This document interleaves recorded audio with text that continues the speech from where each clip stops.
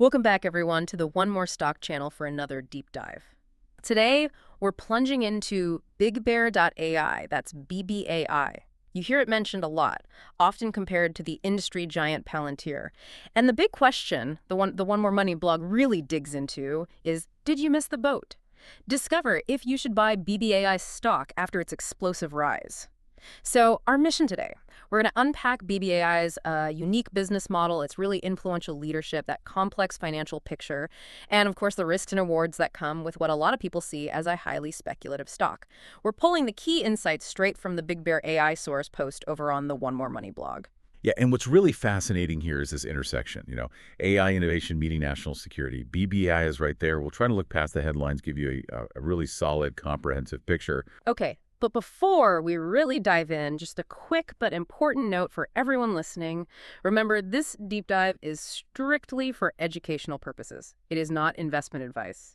You absolutely should do your own homework, your own due diligence before making any financial decisions. And hey, if you're interested in U.S. stock investment, definitely hit that subscribe button for the One More Stock channel so you don't miss our latest videos. And please do like this video and drop a comment below. Let us know what you think, especially if you have a take on whether you'd buy this stock. Your thoughts really help us figure out what you want to hear more about.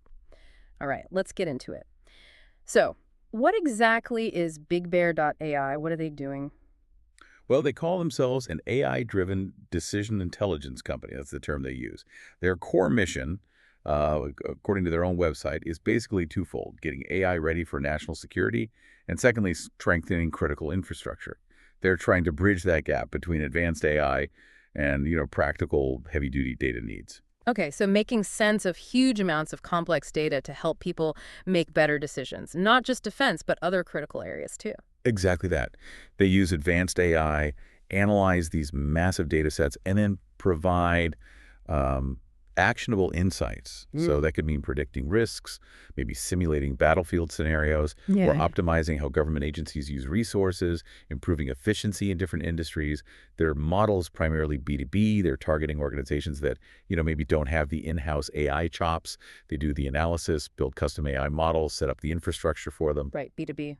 Makes sense. So where's the main action for them right now? What are their core focus areas? Yeah, the bedrock really is national security and critical infrastructure. That's where they're deeply involved. They work a lot with federal government bodies, think Department of Defense, Homeland Security, Air Force, even NASA, providing insights for those really mission-critical decisions. And the One More Money blog is pretty blunt about it, saying currently the largest customers still come from the government. Okay, so government is king for now. What about outside of government? Are they making headway there, or is that more aspirational at this point? It's developing. They are expanding into commercial applications. We're seeing moves in transportation, optimizing logistics, that sort of thing. Trade, looking at efficiency and risk. Manufacturing, helping with production systems, resource management. They're even dipping their toes into healthcare patient data, disease prediction, and they provide some PR model simulation software for universities too. So yeah, diversification is happening, but government is definitely still the core business. Government is the big fish then. I do recall reading about a pretty significant contract win for them with the Department of Defense. Why was that particular deal so important? Ah, yes, that's absolutely critical to their story, to their narrative. They landed a 3.5-year exclusive contract valued at 133 million US dollars. This is for the DoD's Critical Force Management platform. And it's huge because it draws these direct parallels to Palantir. Palantir's success getting those similar sole source government mandates. These exclusive deals are incredibly valuable, seen as a real stamp of approval. Interesting. Okay, so beyond the tech and the contracts, the One More Money blog really emphasizes something else: the leadership. Says it's pivotal. Who are we talking about, and why are their backgrounds such a big deal? Yeah, this is a major, major strategic advantage for BBAI, the leadership team. They have really deep roots, deep connections within the U.S. government. That's a huge barrier for competitors trying to get in. Let's start at the top. The CEO, Kevin McAleenan, his background sounds, well, pretty connected. It is, definitely. McAleenan brings nearly 20 years of leadership experience in the U.S. government. He was the first civilian appointed as Commissioner of U.S. Customs and Border Protection back in 2018. And maybe more notably, he served as acting Secretary of the U.S. Department of Homeland Security under President Donald Trump. So the One More Money blog really highlights his network, his understanding of how government procurement works. They see it as absolutely instrumental. They even say pretty directly. This type of CEO, as long as his network connections are there and he can secure contracts from the government, this company has hope. Wow, that's quite a statement. Really hammers home that government connection. And it's not just him, right? The COO has relevant experience too. Correct. Carl Napolitano, the COO, he also comes from a defense background. Before BBAI, he actually led the Department of Defense in developing mission-critical decision solutions. So he gets the practical, technical side of what these agencies need from AI, which is obviously crucial for actually delivering on those contracts. Okay, sounds like a potent mix. Does the blog mention any potential downsides to this? Like, does having such a government-centric leadership maybe create blind spots for, say, commercial expansion? Well, the blog doesn't explicitly spell out blind spots, no. But the implication is sort of there, right? This heavy government focus, while it's a huge plus for getting those contracts, it does kind of underline their reliance on that one sector. Their expertise is very much geared towards government work, which, might naturally make it harder to pivot quickly or aggressively into commercial markets where you need totally different sales approaches, different strategies. So that focus is definitely an edge, but it also inherently carries concentration risk. Right, makes sense. So, okay, we have the business, the leadership. Right. What about the money? How does BBAI look financially? The One More Money blog seems to paint a nuanced picture. Yeah, connecting it all together, the financials show some growth, definitely. But they're also pretty significant challenges, especially when you hold them up against Palantir, which everyone seems to do. Let's start with revenue. How's that looking? Is it keeping pace with their market cap, their ambition? Latest quarterly revenue came in at $34.8 million. Now, that's a 5% year-over-year increase. So it's growing. But the One More Money blog points out that's relatively small compared to its market capitalization, which kind of suggests that stock price might be baking in a lot of future growth expectation, maybe more than current performance justifies.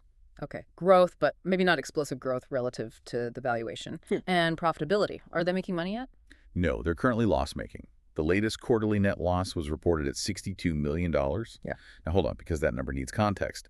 The previous year, the loss was way bigger, $127.8 million. But, and this is key, that included an $85 million goodwill impairment. That's basically a one-off accounting thing, writing down an asset's value. If you pull that out, the sort of underlying operational loss last year was closer to $42.8 million. So this quarter's $62 million loss, it's actually a bigger operational loss year over year. Ah, I see. So the headline number improved, but the actual operating performance worsened. What about adjusted EBITDA? Does that show the same trend? It does. Adjusted EBITDA, which kind of strips out some of those non-cash items and gives a clearer operational view, that also expanded to negative $7 million from negative $1.6 million.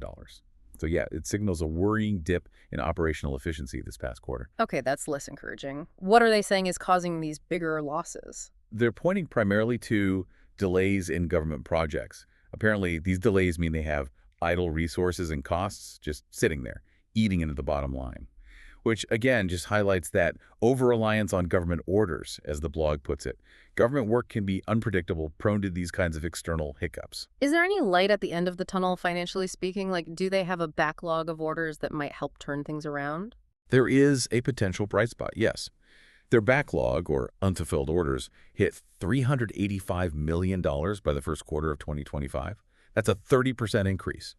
So a strong pipeline, which is good news. However, the One More Money blog throws in a note of caution here. They say, essentially, whether these backlog orders can be smoothly converted into actual revenue is still a question mark because, government projects, delays happen, scope changes happen. It's not guaranteed money in the bank yet. Okay, so a big backlog, but converting it is key. What about cash? Do they have cash on hand? And more importantly, are they generating cash or burning through it? Right, cash position. As of Q1 2025, they had $108 million in cash. Okay, that sounds decent. But the One More Money blog makes a crucial distinction. This cash was not earned through operations, but raised through financing from investors. What that means is the company currently does not have the ability to generate its own cash flow. It still needs to continuously seek money from investors to maintain operations. And they project profitability is still maybe 1 or 2 years away.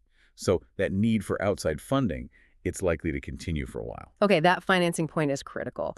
Now, this comparison that always comes up, BBAI as the next PLTR, does the One More Money blog's analysis actually back that up? Is it a fair comparison for investors? It really flags this as an issue, market narratives versus the fundamental reality. When you compare them directly, Well, there are some pretty big differences. Yes, they're both in that AI government space, but their scale, their financial health, quite different stories right now. How different? Give us some perspective, like on revenue scale. The scale difference is just vast. Palantir's projected revenue for this year, it exceeds $3 billion. BigBear.ai's projection, just over $130 million. So you can see BBAI is at a much, much earlier stage, still very small in comparison. Okay, huge difference in size. What about customers? We touched on BBAI's government reliance. How does Palantir compare there? That's another key difference. Palantir has managed to diversify quite a bit. Their commercial customers already accounting for nearly half of its revenue. BBAI, as we discussed, still primarily relies on the federal government. That creates a very different, much higher concentration risk profile for BBAI. If government budgets tighten, BBAI feels it much more acutely. And profitability, that feels like the elephant in the room, doesn't it? It really is. Palantir has achieved profitability for several consecutive quarters. They've shown they can make the model work sustainably. BigBear.ai, as we just covered, still in a stage of continuously burning money. That's a fundamental difference in where these companies are right now. The blog also mentioned using a discounted cash flow model, a DCF, to look at valuation. What did that suggest about BBAI's intrinsic value versus where the stock's been trading? Right, the DCF analysis mentioned in the blog estimates BBAI's sort of true underlying value, its intrinsic value, out to 2029 at only around $3.13 per share. So what does that tell us? Well, given the stock price has bounced around recently, somewhere between, say, $3.90 and $7.75, it strongly suggests BBI is currently overvalued.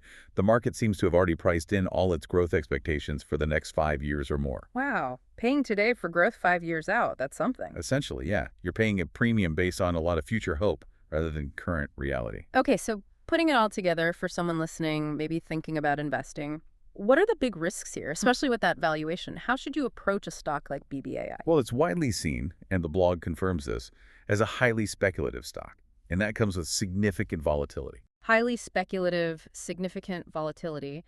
Can you break that down a bit more? What does that actually feel like for an investor holding BBAI? It means it's likely to be a real roller coaster. The blog points out BBAI has an incredibly high beta value as high as 3.18. What beta measures is how much a stock moves compared to the overall market. So a beta of 3.18 means BBAI's price swings are, on average, 3 times more dramatic than the market swings. It rises quickly when the market is optimistic, but its decline is also sharp, really sharp. That makes it pretty unsuitable for, putting a large chunk of your portfolio in for the long haul, especially for an ordinary investor. The potential for big, fast losses is just too high.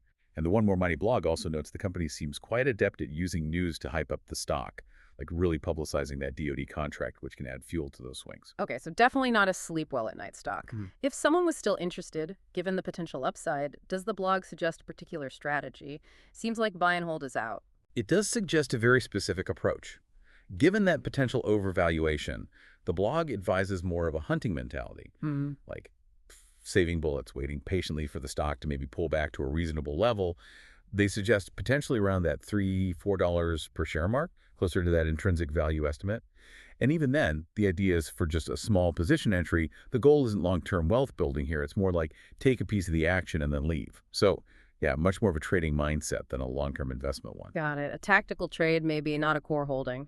Now, beyond the volatility, what about that government dependency? We said it's a strength for getting contracts, but how is it also a major risk? It's a huge vulnerability, really. The company is just so exposed to shifts in government spending or policy. Think budget adjustments or procedural delays. And the One More Money blog raises a specific concern. With the U.S. government looking to tighten spending and maybe cut budgets, who gets it first?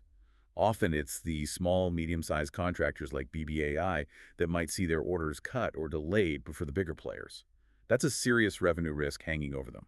And lastly, back to that financial sustainability point, the need for outside cash. What are the long-term dangers there? Yeah, that reliance on investor cash is a big one. The blog points out what happens if the capital market environment tightens. If money gets harder or more expensive to raise, BBAI could face some tough choices, either further equity dilution through fundraising, meaning existing shareholders own a smaller piece of the pie, or, worst case, they risk cash depletion if they can't raise more money. This fundamental dependency on external capital rather than cash generated from their own business is a pretty significant red flag for long-term stability without constant market support.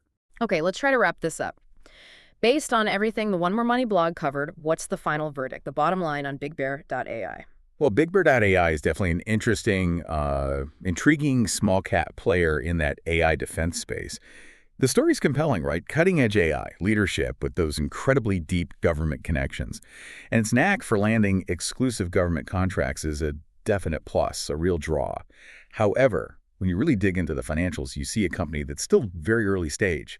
It's wrestling with growing losses, that heavy reliance on government money, and this constant need for outside financing just to keep the lights on. That whole next Palantir narrative, it kind of falls apart when you look at the fundamentals. And those intrinsic value estimates suggest the current stock price might have gotten way ahead of itself, pricing in growth for years down the road. So for you, listening right now, the takeaway seems to be that BBAI probably isn't your stable, long-term bedrock investment. It's much more in the high volatility, speculative play category. That super high beta really drives home the need for careful risk management. Small position sizes, a clear strategy for getting in, and crucially, getting out. Exactly. BBI's future really seems to hinge on a few key things. Can they successfully diversify away from just government clients? Can they improve their operational efficiency, stop the losses from widening? And, most importantly, can they get to a point where they're actually generating their own cash flow and achieve sustainable profitability? Until those fundamental shifts happen, BBAI looks like a stock for investors with a high tolerance for risk. It offers that tantalizing promise of explosive growth. But it comes bundled with some very real financial vulnerabilities and that wild market volatility. It really makes you think, doesn't it?